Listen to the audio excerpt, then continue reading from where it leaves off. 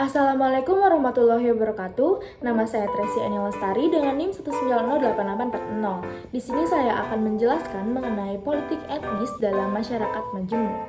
Untuk itu, simak video selanjutnya ya.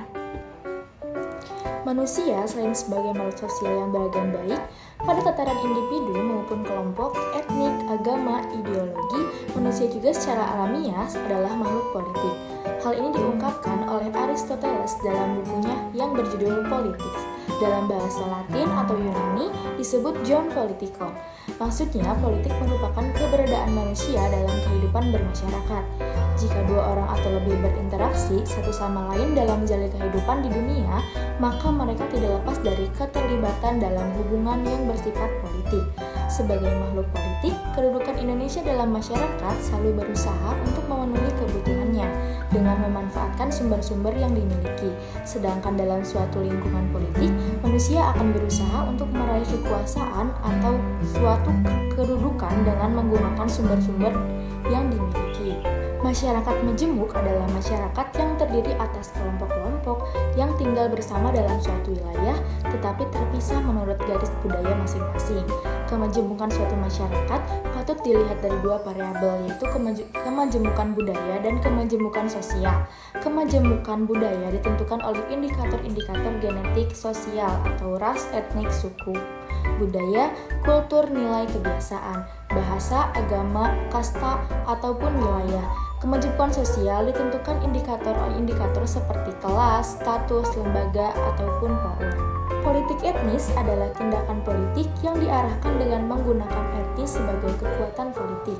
Alesina Bakir dan Estrelli berpendapat bahwa kelompok etnik punya pilihan yang berbeda dalam sumber daya publik dan keanekaragaman.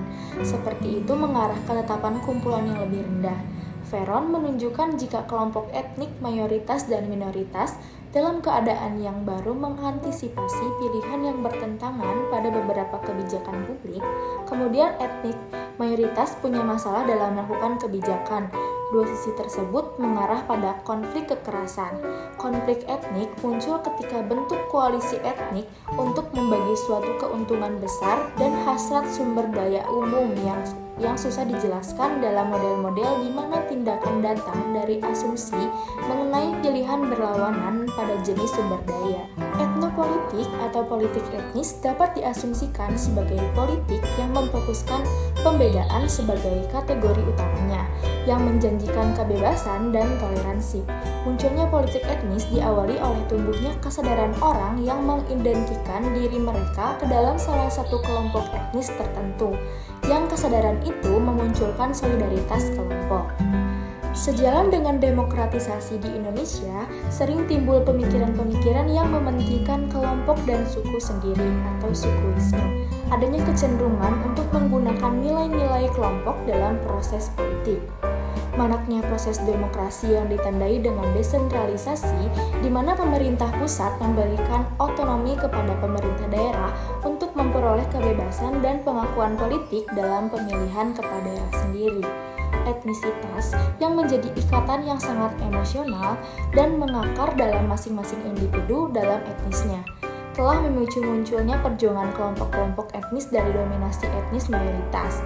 Etnisitas berkaitan erat dengan budaya masing-masing. Budaya masing-masing kelompok yang memiliki ciri khas kelompok tersebut atau yang sering disebut dengan primordialisme.